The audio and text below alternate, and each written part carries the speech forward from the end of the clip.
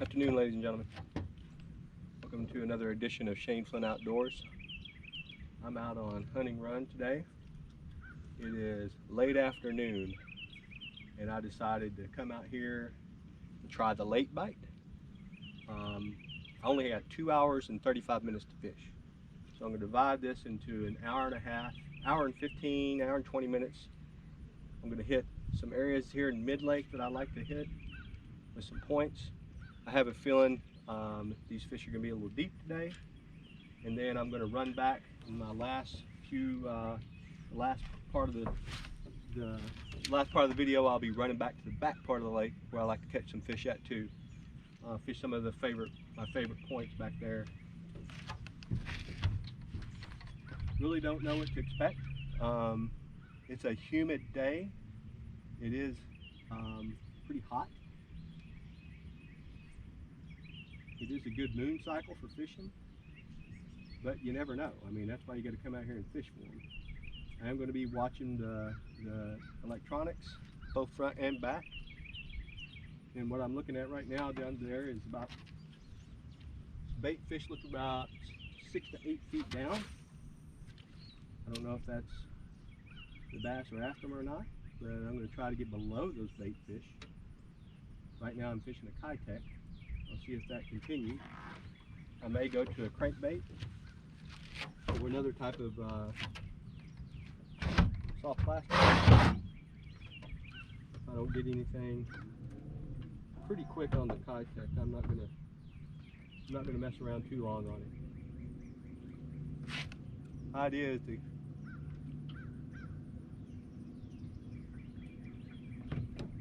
find out if they're out here, what depth, and once I get that figured out, then stick to it.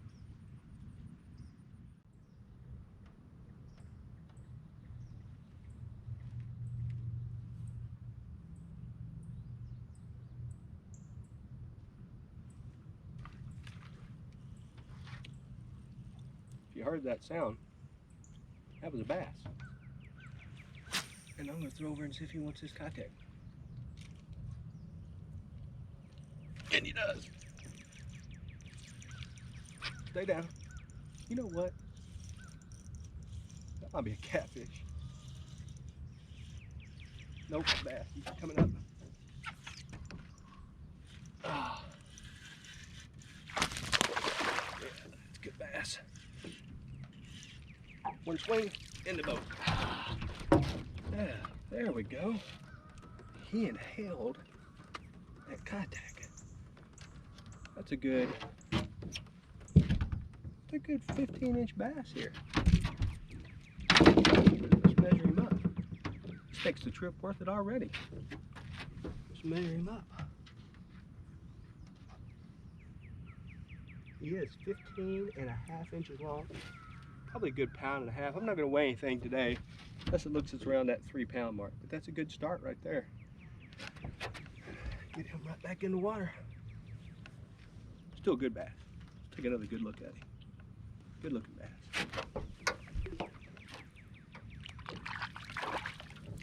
He was right on the bank. Right on the bank. He gave himself away, and I threw it over and caught him.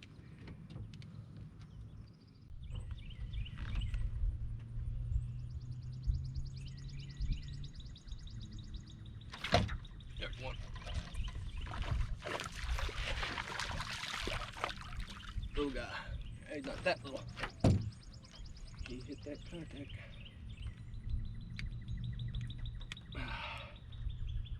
Another little bass. Just a few minutes out here. I'm guessing the old contact's still working. I would have my doubts if I was going to fish the contact today, or go to a like a creature bait, or maybe a deep diving crankbait. But hey, 2 bass in just 7 or 8 minutes. I'm going to stick with this until something else comes up.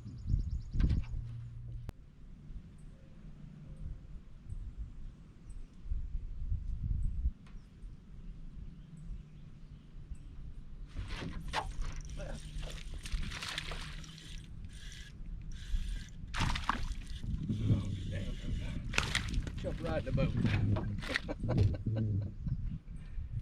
Yeah.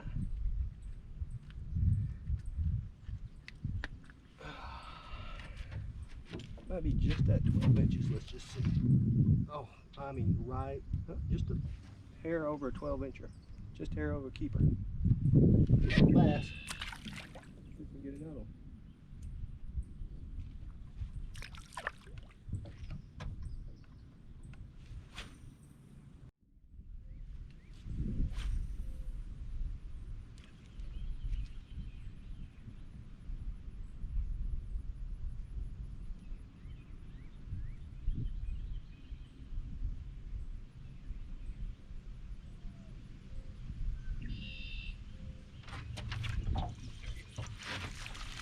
Look.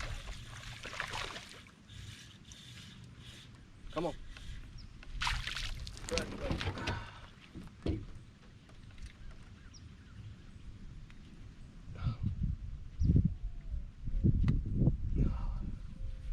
Well, this little guy has been caught before. You see right there my finger's pointing? He's got a whole hook in his mouth, and I hooked him on the other side of the mouth. So another little guy. Yeah, he's been caught before. It's about 7 foot as dropped down to. I'm out to 20 foot, going back towards the bank. And I'm seeing I seen on my side scan there was something up there. I didn't know if it was a school of bait fish or a fish. So I threw back up there. Yeah, I don't know if it cut on video, but I just seen one splash up there.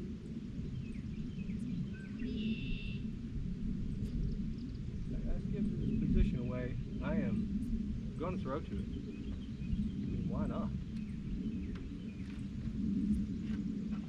So I had a viewer ask the question the other day. I guess 3 episodes ago is the first time I experienced schooling bass. It was on a rainy day out here.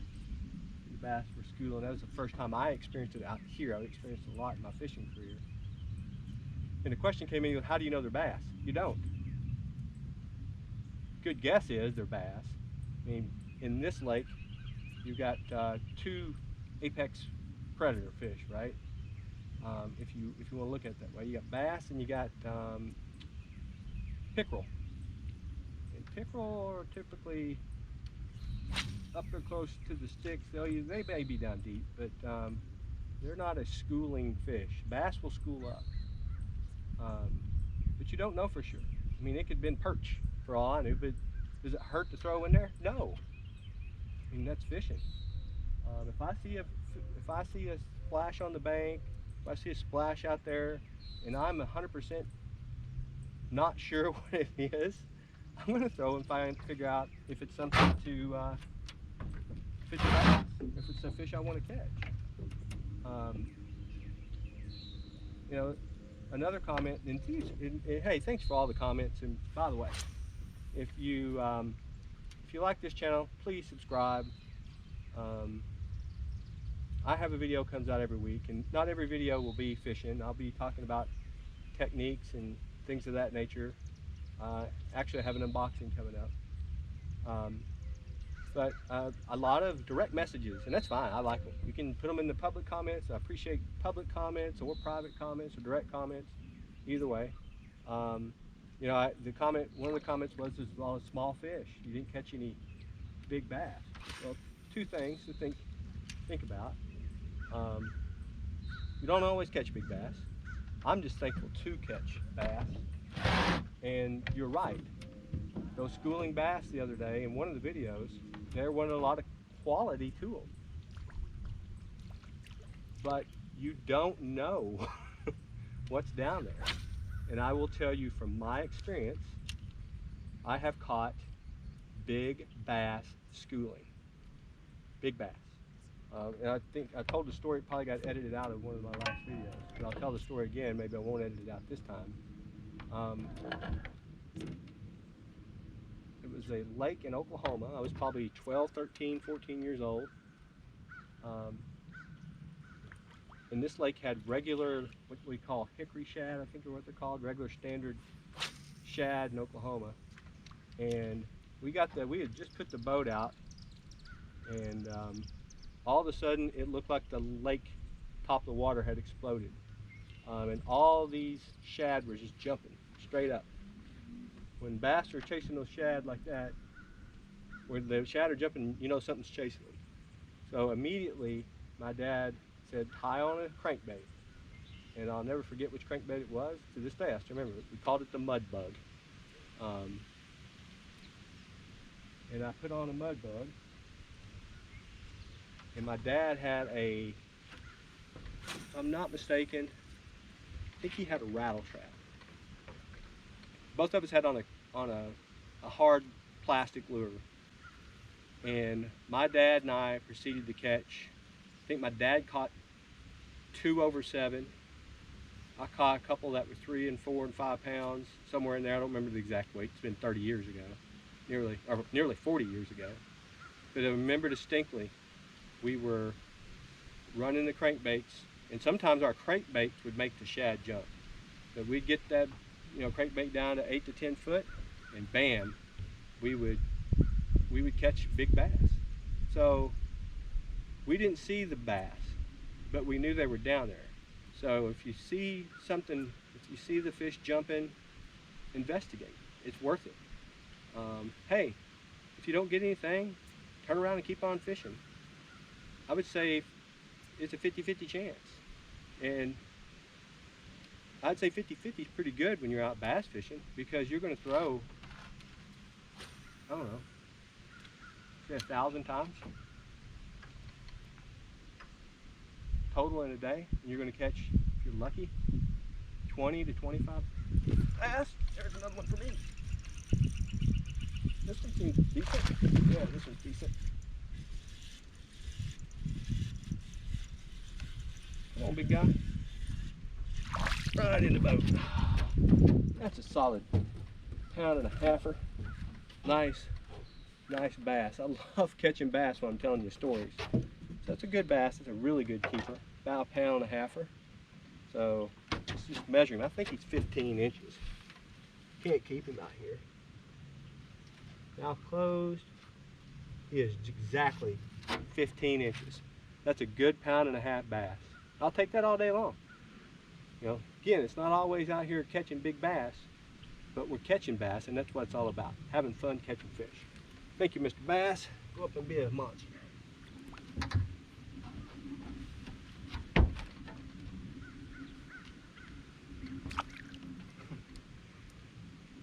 So as I said, you might throw 1,000 times and only catch 20 fish. If you can narrow that down to, if you see a fish splashing and catch 50% of the time you throw at it and catch one, that's good odds. I'll take it.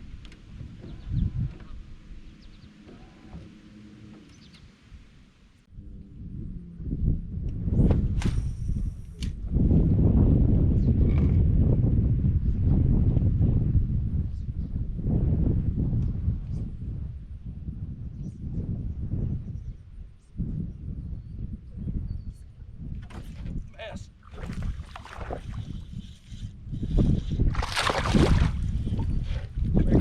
Oh yeah, just a keeper. Maybe not.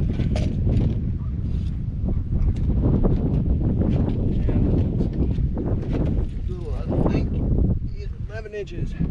Go up and be a big one.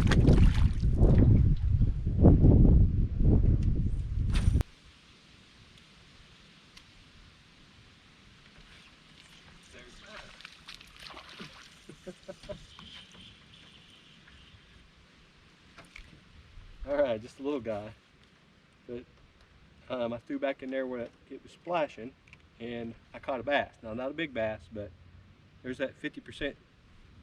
Go back and see if you can catch them.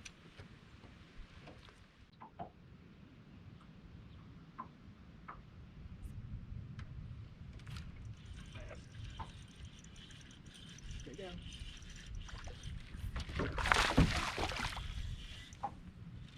There we go. He's a keeper.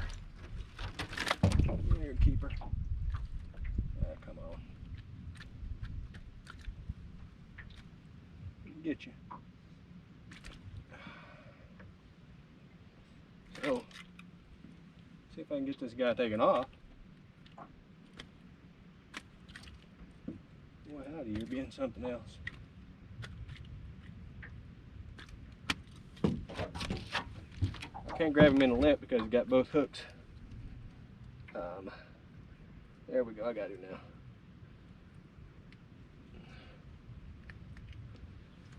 He is out there off the point. He's about 13 inches, 12 and a half. Good little bass. So this point, I'm about 50 yards off this point. It goes way out here on this, out into the lake, and that's what I was targeting out here, was that point. All right, go there, little fella. So he is out here. I'm probably 50 yards.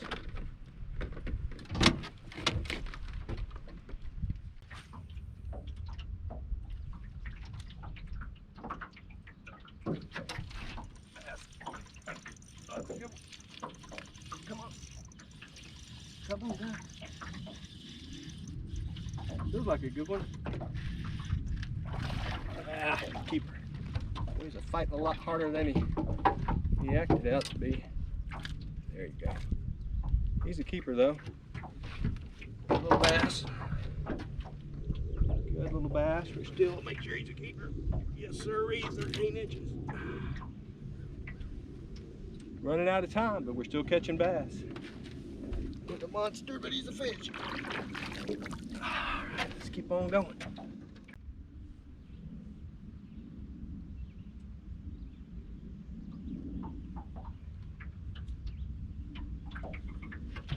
That is a bass.